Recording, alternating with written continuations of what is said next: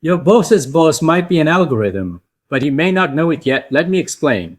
The corner office was supposed to be safe. It isn't. There's a story corporate America has been telling itself for the past decade, and it goes something like this. AI comes for the factory floor first, then the call centers, then the middle managers are drowning in spreadsheets, but the executives, the people with the mahogany desks and the $1 million compensation packages, they'll be fine. Because they are the brains that bring vision. They read the room, they shake hands, and they have the right connections and degrees. That story is falling apart in real time, and the people least prepared for it are the ones sitting in the corner offices. Here's how you know a structural shift is real. Watch what happens to org charts.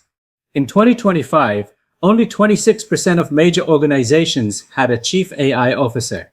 By 2026, that number jumped to 76%. That's not a trend. That's a fire alarm. In 12 months, companies didn't just hire a new tech role. They redesigned what leadership means.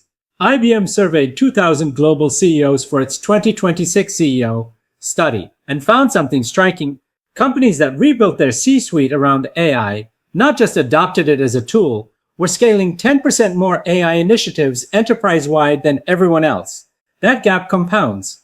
Every quarter you spend debating whether AI is ready, your competitor's AI-first leadership team is lapping you. 64% is a big number. Stop for a second and sit with this. 64% of today's CEOs say they're comfortable making major strategic decisions based on AI-generated input. Not AI helped me gather data, not we ran it by the model for a second opinion. Major strategic decisions, the kind that move billions of dollars, open or close divisions, define a company's next 5 years. 2/3 of the world's top executives are already letting algorithms influence decisions that once required decades of human judgment, and they expect it to accelerate. The same group projects that 48% of operational decisions will be made by AI without any human intervention by 2030. Today, that number sits at 25%. So we're talking about doubling AI's autonomous decision-making capacity at the executive level within 5 years. That's not the future, that's a Tuesday in 2030. Here are the 4 things executives were supposed to be irreplaceable at. Traditional executive value has always rested on 4 pillars.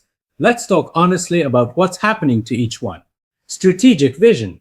The idea is that a CEO reads the market, feels the competitive landscape, and steers accordingly.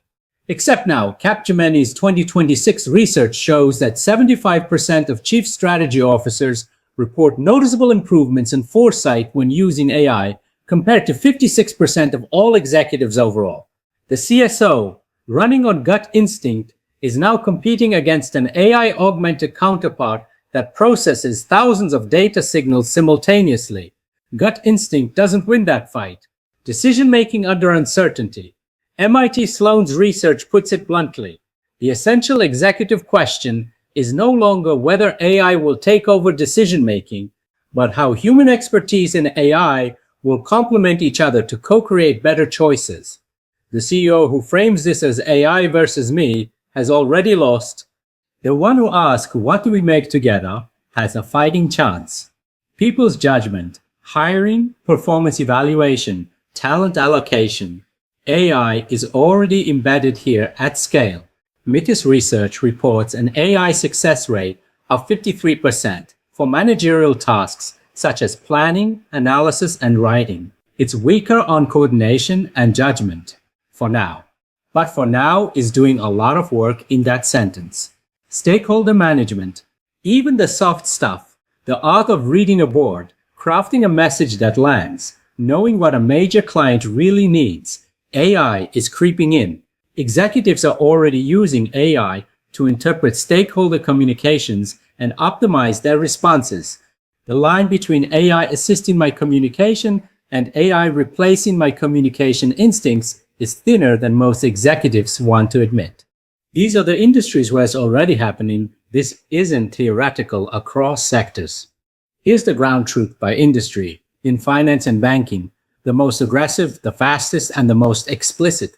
Wall Street banks have publicly committed to eliminating approximately 200,000 jobs over the next 3 to 5 years. But pay attention to where the cuts hit, not just entry-level analysts. CFOs are feeling it too. 96% of finance chiefs believe their role will change in the next 3 years. 86% think technology will have a major impact on how they operate. JP Morgan Chase CEO Jamie Dimon said it without softening it. Business leaders must understand how tech works. It's no longer safe to just rely on what vendors say or what a glossy demo shows. That's not a suggestion. That's a warning from someone inside the institution. How about healthcare? Well, it's a bit more nuanced, but just as disruptive. AI-assisted diagnostics are already present in 60% of medical facilities. By 2029, projections indicate AI will support 80% of administrative healthcare tasks. The healthcare CEO's job is quietly shifting from operational management to something harder: AI ethics guardianship, regulatory navigation, and the human judgment call when the algorithm is right, but the answer isn't acceptable. That's a completely different role than what most healthcare executives signed up for. Let's examine manufacturing, high automation potential, 1 4-year transformation window, predictive maintenance, real-time quality control, and autonomous supply chain optimization. The COO, who built their career on institutional knowledge and supplier relationships, is now competing against systems that optimize continuously without sleeping, taking vacations, or needing a bonus. What about retail? Shortest runway of all, 3 years. AI-driven demand forecasting and personalized marketing are already standard. The retail executive who built their career on knowing what the customer wants now competes against algorithms that analyze millions of transactions and adjust in real time. Intuition about what customers want is a nice story. Behavioral data at scale is a competitive weapon. Technology, the industry that's most brutally honest because it has no other choice. In early 2026, tech layoffs exceeded 59,000 globally, with 68% concentrated in the US.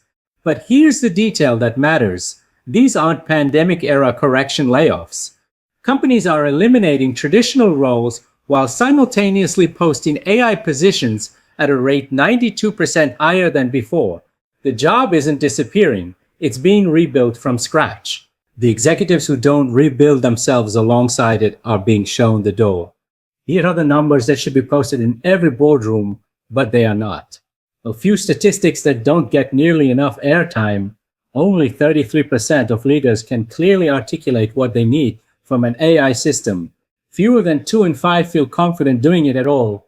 This is the executive AI literacy gap, and it's not a minor inconvenience. It's the difference between getting $37 of value from your AI investment and getting $37 million.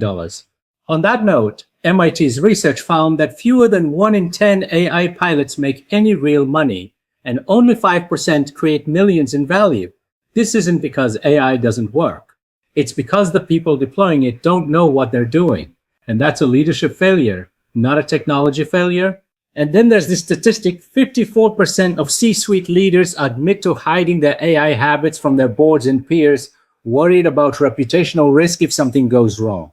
Over half of today's executives use AI to make decisions while publicly pretending they don't.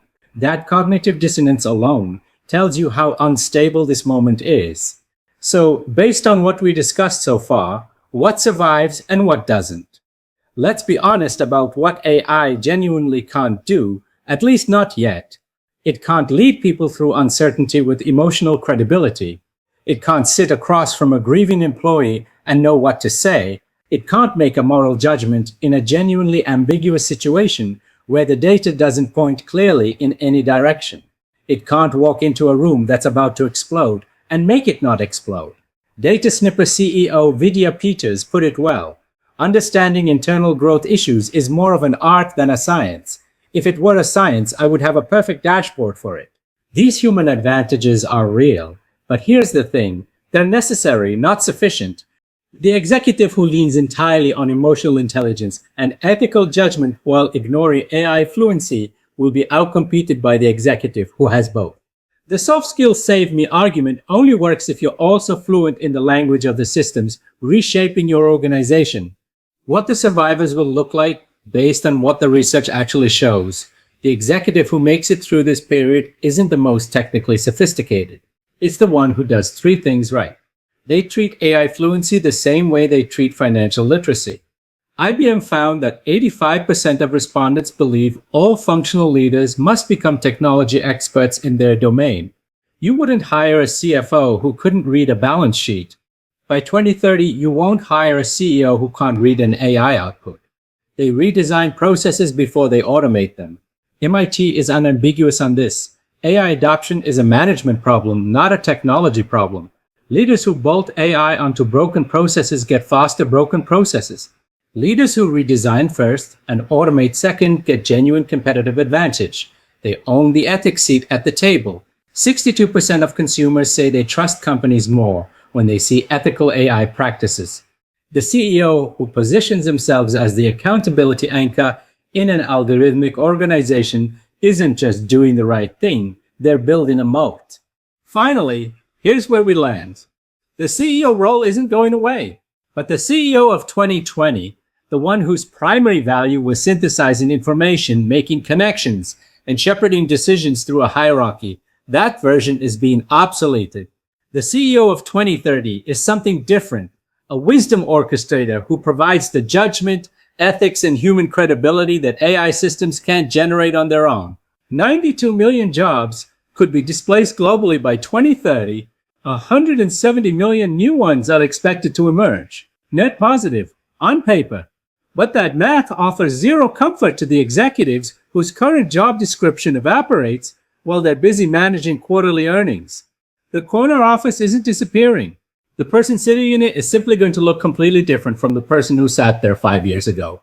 And unlike every other layer of the organization, C-suite executives can't blame the person above them for their displacement.